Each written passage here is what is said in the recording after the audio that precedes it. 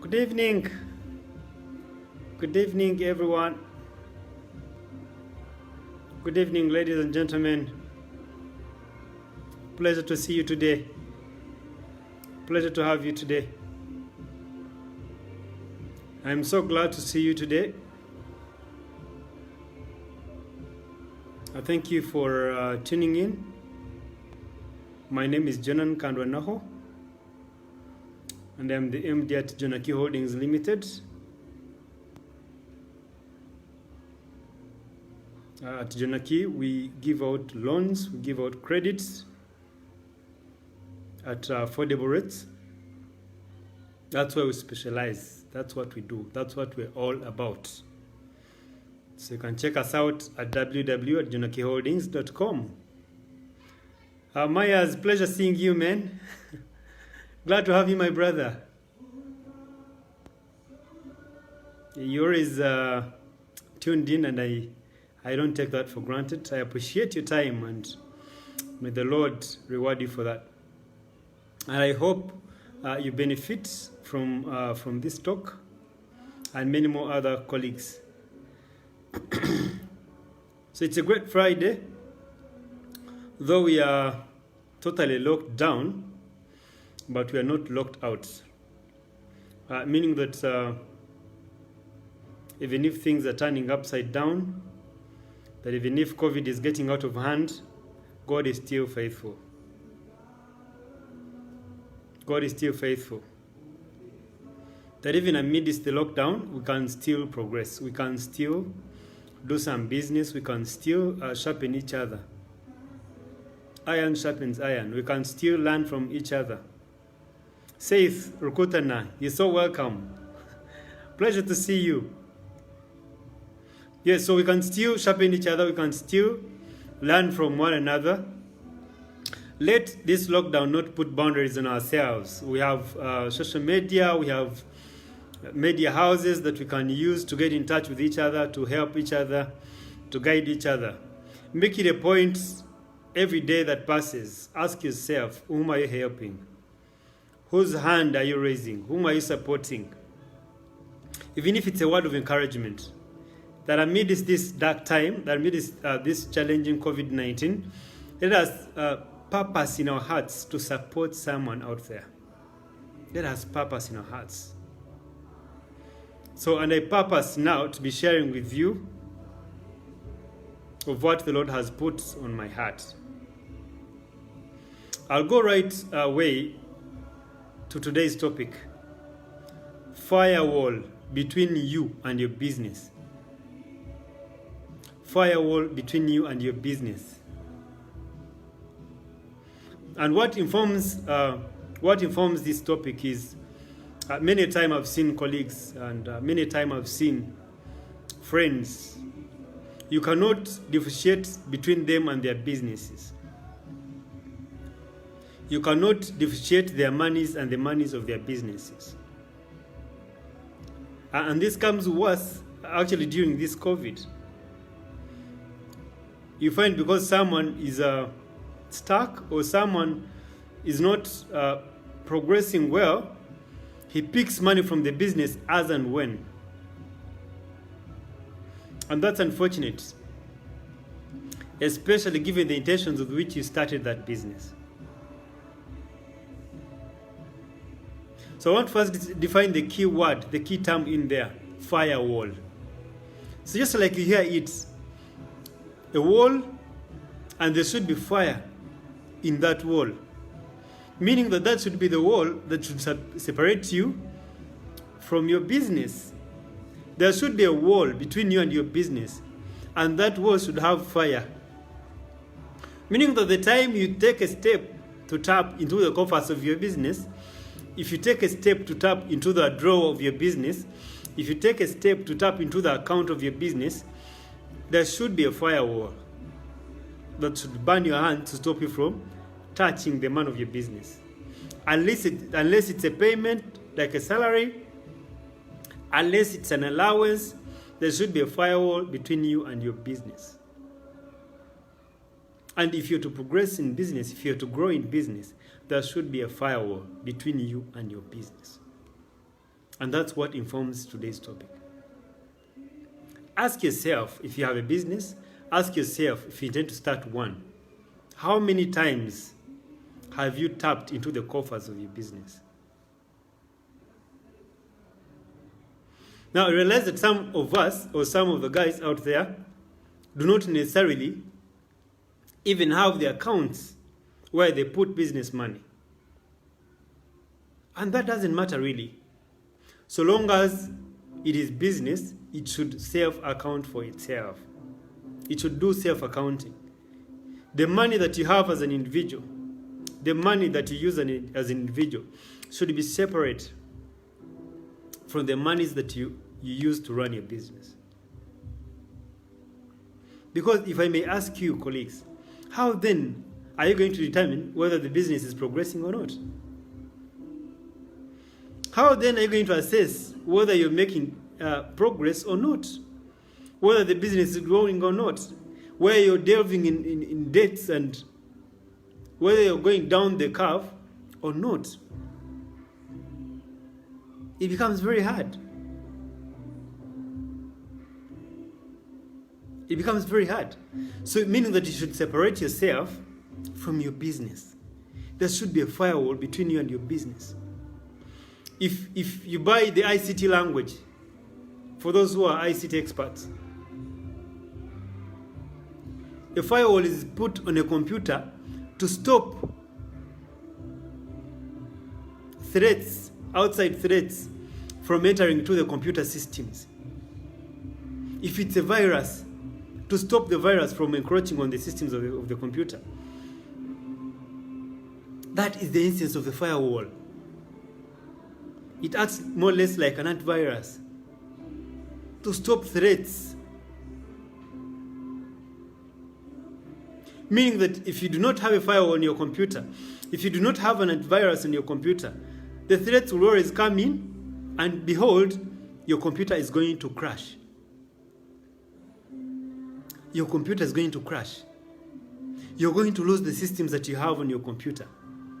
Why? Because you do not have a firewall. Because you do not have an antivirus. It is going to crash. So same applies to our businesses. If you do not have a firewall between you and your business, especially in terms of money, and that's why I mentioned it specifically, but this firewall should apply specifically in the finances, in the amount of money that the business makes. There should be a line between the money of the business and your personal money. And just like I gave an analogy of the computer, if you do not have a firewall between you and your business, between your money and business money, there are going to be threats. Especially during this COVID time, there are lots of threats. And you know the threats? You're going to end up eating the capital of your business. You're going to end up eating up your business because there's no firewall between you and your business. You're going to eat up the money of the business. And by the time we get out of this COVID and this lockdown, the business will be no more. Now you can imagine the efforts you have put in to grow that business. You can imagine the time you have put in. Some of you colleagues have even resigned your jobs, your day-to-day jobs, 5 to 8 jobs, to go and work on your businesses and in your businesses. But because there is no firewall between you and your business, you have eaten it up. And you're going to start from scratches. If you start anyway, you're going to start from zero. I don't think it's right. So how about you do your business a favor? How about you do yourself a favor and put a firewall between you and your business? Because like the analogy of the computer that I gave, behold, your business is going to crash. Why? Because you have opened doors for threats. And what are those threats? Our daily needs. You'll want some airtime. You'll go and touch in the drawer of your business. You'll go and touch the account of your business and withdraw the money. That's a threat.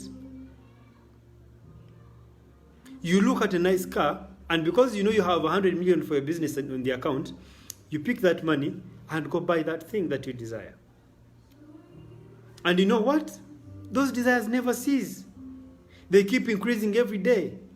Especially as you grow in finances, as you grow, things tend to increase. Responsibilities tend to increase. So for how long are you going to tap into your business finances, into your business money, and mix it up with your personal monies? You're going to have children if you're married. The family is going to expand. And sometimes even the family setting of Africa, we have nice, good, extended families. And we tend to lend a hand, which is very, very commendable. But if you don't put a firewall between you and your business, you're going to end up picking business money and you start dishing it out. And you start giving it out. Not that giving out money is bad. Not that giving out your relatives is bad. Not that giving out your colleagues is bad. But where are you getting that money? Getting it from your business is wrong. Is wrong. Getting it from your business as part of the capital or as part of the operational money is wrong. And get me clear here. The firewall should not be between you and your business in terms of other things. Maybe operating your business, maybe performing a particular function. No, specifically money. And if the business comfortably pays you a salary, you can use it as and when, and for whatever reason that you have, that you intend to use it for. But it should not, and I repeat, I don't know which language I should use that we should understand, all of us. It is not advisable that you touch the blood, because money in a business is blood. Is blood. In a human being is blood. This is more like oxygen. You've been seeing oxygen being in high demand due to COVID-19. Now that is money in a business. It is more like blood. It's more like oxygen. Meaning that the moment you deprive of your business that money, it is going to collapse. It is going to fail. So you ought to put a firewall between the business money and your personal money. If the business pays you salary, well and good. You can use that money as and when you want. But I'm against picking the capital of your business. I'm against picking the monies on which the business is running to use it for your personal needs. That is wrong. And that's why I'm emphasizing that there should be a firewall between you and your business. And that will set a precedent that whoever comes on board, even when you've retired from your business, because as an entrepreneur, you may start a business and sell it off and start something else. You may get old and someone else, some generation takes over. Your children take over or some other people take over. You'll have set a culture that no one down there who follows you up, who succeeds you, should actually take on.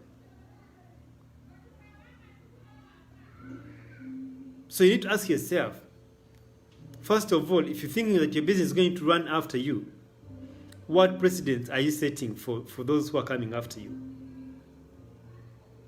If your business is growing, what precedent are you setting? What are you setting? What culture are you building? You need to ask yourself that question. What culture are you building? So you need to build a culture that will outgrow you. And the key thing is not mixing up your personal money and your business money. So you might be there and your business does not even, you're asking yourself, how do I go about it?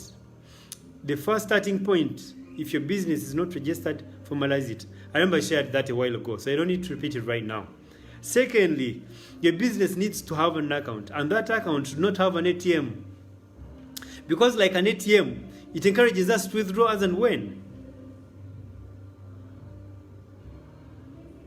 You withdraw as and when. So it's a bit of a temptation. So first of all, formalize your business. Secondly, open an account for that business.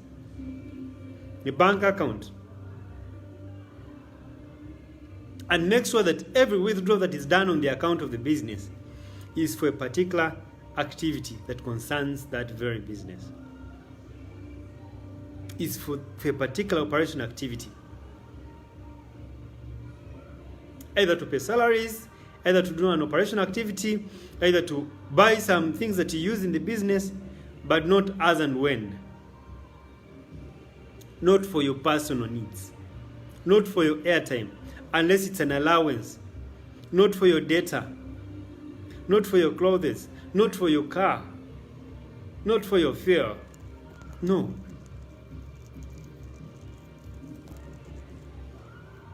You need to set that very clearly. Open an account. The other thing is that you need to get someone to hold you accountable. I know I earlier shared about getting a mentor in your business that you're doing. Because I understand that you've not started that business alone. You've not started that very first business in that industry. Someone else must be out there even doing better. Someone should be there and he or she is at another level. So you need to check them out. You cannot convince me that you're the first person to start a business in that industry. No. So get someone to hold your hand. Get a mentor. Even when you look like you're doing well, you need to have someone to look up to. Get someone to work with you. Get someone to hold your hand. Get someone who will double check with you, who will hold you accountable, who will check on how you're running your business. Get someone. That will emphasize the firewall between your money and your personal money and your business money. Because any other person who could be mentoring you should be able to ask such a question. How are you handling the finances of your business? How are you handling the accounts of your business? It's a very pertinent question. Because that's the blood of your business. So get a coach, get a mentor, get someone who can hold your hand and guide you through. And as I earlier shared, you need to get someone who has done it before. Not just mentioning as and when. Just because I'm excited, I mention something and you think I'm knowledgeable or you think I have practical touch. No. Get someone who is really applying what he or she is teaching you. That's the right mentorship. Because then they will have experience, then they will have the knowledge, then they will have the background, the ground to tell you that, do this and don't do this. Because they will have done it. It's not a yes, they've done it. They've walked the journey that they are telling you to walk. So hold yourself unto such a person. Hold yourself unto such an individual. Even if it means paying him or her, pay them. Because even then, that's when you'll value their advice. Getting the information free of charge, we tend to take things for granted. Just because you're getting the knowledge free of charge, you take it for granted. But if you paid for a service, if you're paid for a class, if you paid for some knowledge, you tend to take it serious. And you tend to apply it. When someone gives you an advice, you tend to apply it. Why? Because you value it. And by paying for it, it confirms that actually you value that thing. So if you meant to ask for money, pay them. Because they are going to get you to another level. Because they are going to enable you grow your business. They are going to enable you grow.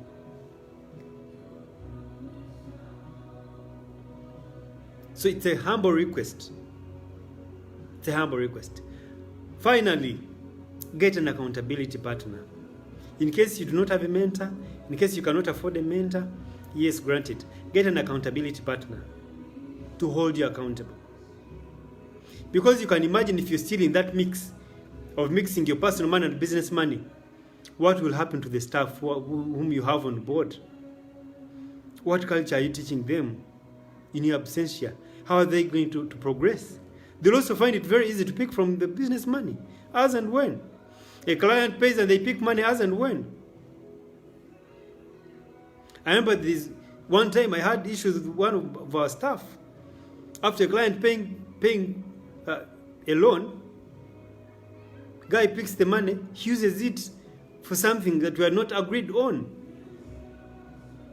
You don't spend at source. You first bank the money, then follow the budget that you've put across on how the business should run. And we had to clash a bit. Why? Because I was setting a culture clearly. I was setting my ground rules on how the things should run. And it's only then that your business is going to see a next generation